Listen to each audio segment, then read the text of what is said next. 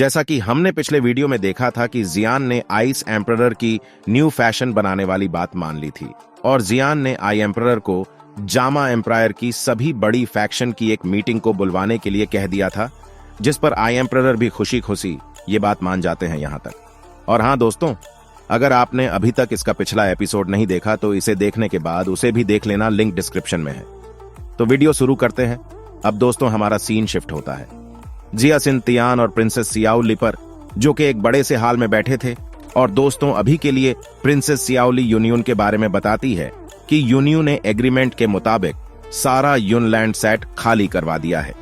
मगर जिया सिन तियान इस बात पर खुश होने के बजाय कहते हैं कि माना कि हमने अभी के लिए युनसेन से छुटकारा पा लिया है, मगर अभी के लिए जामा एम्पायर में जियान आ चुका है और मुझे नहीं पता कि ये लड़का अब आने वाले टाइम में जामा एम्पायर के लिए अच्छा होगा या बुरा। जिस पर प्रिंसेस जियाओली जिया सिन तियान को समझती है कि आज जियान की वजह से ही युनसेन मारा जा चुका है, वरना तो वो अकेला ही हमारी इंपीरियल फैमिली को डिस्ट्रॉय कर देता है। जिस पर जिया सिन तियान प्रिंसेस जियाओली से कहते हैं कि अभी अभी मुझे एक खबर मिली है कि जियान जामा एम्पायर में एक न्यू फैक्शन बनाना चाहता है और मुझे डर है कि कहीं आने वाले टाइम में जामा एम्पायर में नया युनलैंड सेक्ट ना बन जाए। तो दोस्तों अभी के जिया सिन तियान को लग रहा था कि कहीं जियान न्यू फैक्शन बनाने के बाद युनसेन की तरह हरकतें ना करे, मगर प्रिंसेस जियाओली कहती हैं कि हमारे लिए बेहतर ये होगा कि हम जियान के खिलाफ कोई भी कदम ना उठाएं, वरना जियान और क्वीन मेडुसा हमारी इंपीरियल फैमिली को चुटकियों में खत्म कर देगी, जैसे चाय में मक्खियों गिरने पर उसे निकालकर फेंक दिया जाता है। जिस पर जिया सिन तियान कहता है कि क्या तुम मुझसे ये कह रही हो कि मैं बस बैठकर जियान को अपनी न्यू फैक्शन बनाता देखता रहूं। जिस पर प्रिंसेस जियाओली उसको बताती हैं कि जियान युनसेन की तरह का नहीं है, वो तो रिश्तों और दोस्ती को काफी ज्यादा अहमियत देता है और हमें भी अभी के लिए जियान की बुलाई हुई मीटिंग में जाना चाहिए। और हाँ, अगर जियान को ये पता चल जाए कि दूसरा इंसान उसके बारे में गलत इरादे रखता है तो जियान उसका दुश्मन भी बन जाता है और जियान जब किसी को मारता है तो वो एक बार भी उस पर रहम नहीं करता। और जैसा कि हम अभी के लिए जियान का कुछ बिगाड़ नहीं सकते, तो क्यों ना हम उसकी फैक्शन बनाने में हेल्प करें। इससे आने वाले टाइम में हमें भी काफी ज्यादा बेनिफिटस होगा। जिस पर जिया सिन तियान मान जाता है, मगर वो कहता है कि कल को अगर जियान युनसेन की तरह बन गया तो फिर मैं उसको कभी माफ नहीं करूंगा और मैं तब तक उससे लड़ूंगा जब तक वो सीरियसली इंजर्ड ना हो जाए। अब दोस्तों उसके बाद प्रिंसेस ये जियाओली जिया सिन तियान को बताती है कि अब यूनलैंड सेक्ट के खत्म हो जाने के बाद जामा एम्पायर ने नॉर्थ वेस्टर्न मीटिंग में ग्रेट फैक्शन ने अपनी पोजीशन खो दी है और हमारी साथ वाली कंट्रीज में भी बहुत सारी फ्रैक्शंस डिस्ट्रॉय कर दी गई है। और अभी के लिए एक चुइन फैक्शन उभर कर बाहर आई है जो कि पॉइजन सेक्ट के नाम से मशहूर है।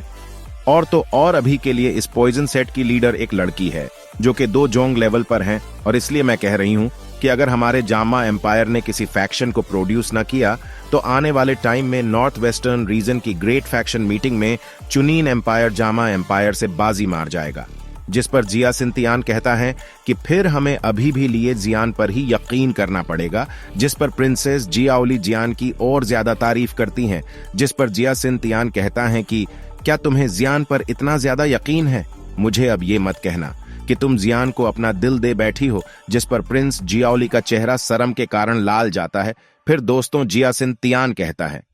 कि हाँ, जियान काफी ज्यादा टैलेंटेड है और अगर तुम कहो तो मैं तुम्हारे लिए उससे बात करता हूं।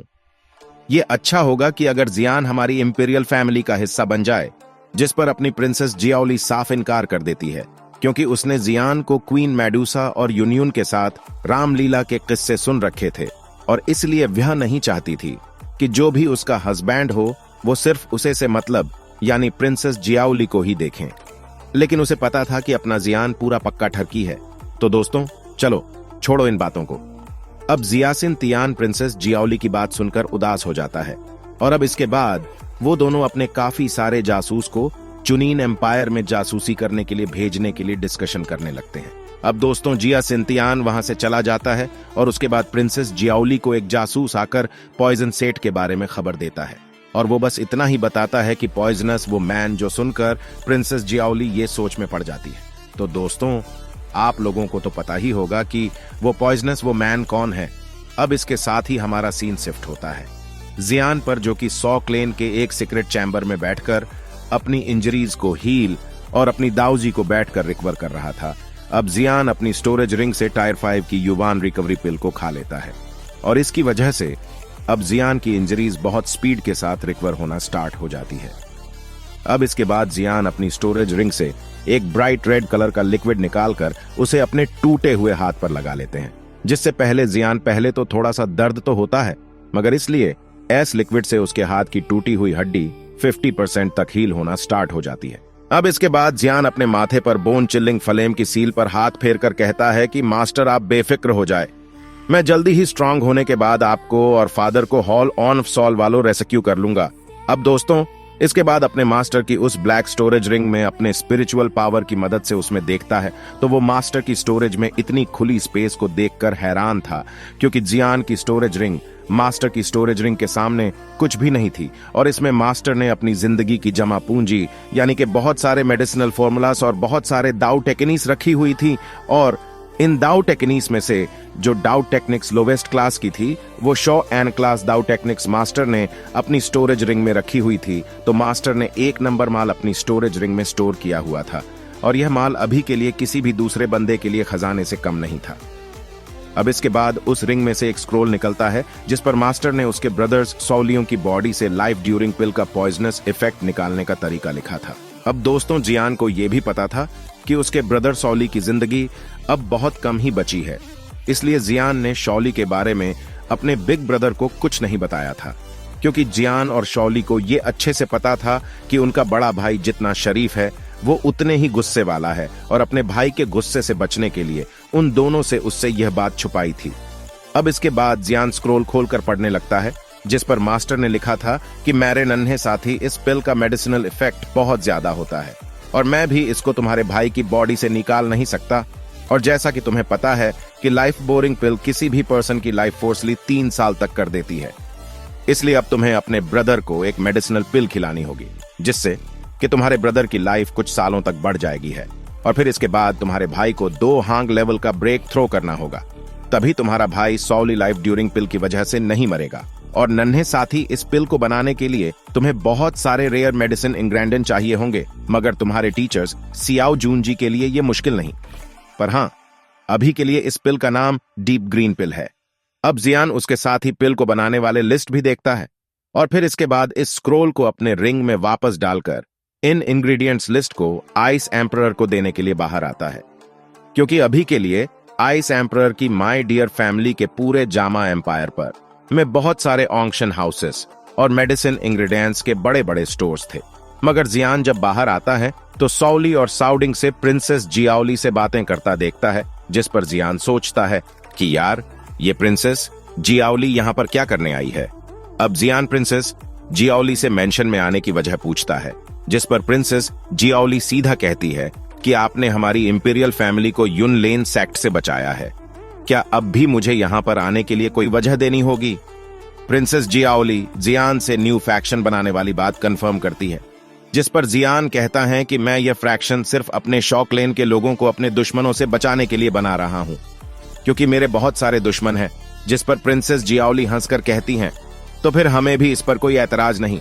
बस फ्यूचर में युनसेन की तरह मत बन जाना। जिस पर जियान कहता है कि प्रिंसेस जियाओली, आप टेंशन मत लो, ऐसा कुछ नहीं होने वाला और मैं ऐसा नहीं हूं,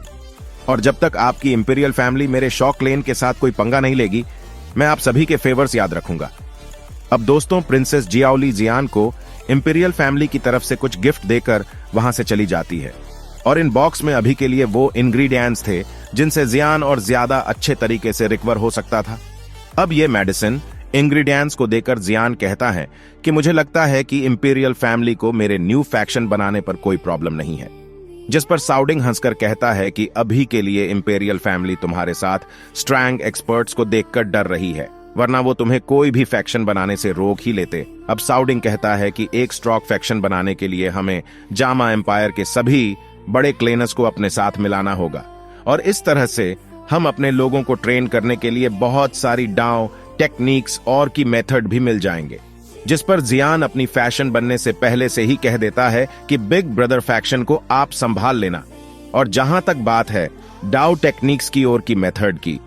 तो वो आप मुझ पर छोड़ दो। और दोस्तों, आपको तो पता ही है ना कि जियान के हाथों में हान फेंग की सरेन स्टोरेज रिंग और मास्टर की स्टोरेज रिंग हैं, जिनमें काफी सारी डाउट टेक्निक्स पड़ी है। अब इसके बाद शॉली भी कहता है कि जियान के रिकवर हो जाने के बाद मैं फिर से ब्लैक कॉर्नर रेशन 100 गेट को मैनेज करने के लिए चला जाऊंगा। अब जियान साउडिंग और सॉली से कहता है कि जैसा कि तुम लोगों ने मुझे बताया है कि जन्ना अकेडमी से बहुत सारे टैलेंटेड स्टूडेंट साउ गेट को ज्वाइन कर रहे हैं, तो फिर इस तरह से तो आने वाले टाइम में हमारा शो गेट तो ब्लैक कॉर्नर रीजन में बहुत बड़ी फैक्शन बन जाएगा और फिर हम फ्यूचर में अपने जामा एम्पायर में बनने वाली फैक्शन और 100 गेट को मिला लेंगे और फिर इस तरह से हमारी फ्रैक्शन दाउजी कॉन्टिनेंट पे फर्स्ट रेट फैक्शन बन जाएगी, जिस पर सब खुश हो जाते हैं। अब इसके बाद वहां एक सर्वेंट आकर जियान को बताती है कि मिस नालन यनरैन आपसे मिलने के लिए आई है, जिस पर जियान कहता है कि नालन यनरैन मुझसे क्यों मिलना चाहती है। अब जियान नालन यनरैन को अंदर बुलवा लेता है। अब इधर शॉली भी थोड़ा गुस्से में कहता है, मैं भी तो जरा आज उस घमंडी लड़की को देखूं जो हमारी भाभी बनने वाली थी और जिसने मेरे भाई के साथ एंगेजमेंट तोड़ी थी। जिस पर साउडिंग सॉली पर नाराज होते हुए कहता है कि वो मसला 3 साल पहले ही खत्म हो चुका था, तूने ये सब बात अब नहीं कहनी चाहिए। अब इसके बाद हम देखते हैं नालन यनरैन को, जो कि हॉल में आकर अपने सामने तीनों भाइयों को देखती है, जिस पर जियान कहते हैं कि नालन यनरैन तुम्हारे यहाँ आने की क्या वजह है। जिस पर बेचारी नालन यनरैन जियान को इस तरह से बात करता देखकर कहती हैं कि टीचर यूनियन तुम्हें एक बार देखना चाहती है। जियान ये सुनकर हैरान होकर कहते हैं कि आखिरी बार मिलना चाहती है, इसका क्या मतलब है। और फिर जियान गुस्से में नालन यनरैन से कहता है कि अब तुम मुझे ये मत कहना कि उस बेवकूफ औरत ने अपने साथ कुछ कर लिया है, और मैंने तुम लोगों को पहले ही कह दिया था कि अगर युन ने खुद को कुछ किया तो मैं युन लेन सैक्ट के एक एक डिसाइबल को ढूंढ कर किल कर दूंगा। जिस पर नालन यनरैन मुड़कर वहां से जाते हुए कहती हैं कि टीचर ने ऐसा कुछ भी नहीं किया और तुम मेरे पीछे आओ। अगर तुम टीचर से मिलना चाहते हो तो वरना फ्यूचर में तुम कभी भी टीचर से नहीं मिल पाओगे। अब जियान नालन यनरैन के पीछे जाते हुए अपने मास्टर का वो स्क्रोल सॉली को देकर कहते हैं कि ब्रदर, आप ये सभी के मेडिसिन इंग्रेडिएंट्स जल्दी जल्दी ढूंढे। जिस पर सॉली समझ जाता है कि ये मेडिसिन इंग्रेडिएंट्स उसी के लिए है। अब इसके बाद नालन यनरैन सॉ मैंशन से उड़कर युनलैन सैक्ट के माउंटेन की तरफ जाने लगती है, जिस पर जियान भी कहता है कि ये करना क्या चाहती है। और दोस्तों, इसके साथ ही आज का यह एपिसोड यही खत्म होता है। और अगर आप सभी अगला एपिसोड चाहते हो तो चैनल को सब्सक्राइब करना ना भूलें। तो फिर मिलते हैं अगली वीडियो में। अभी के लिए बाय बाय दोस्तों।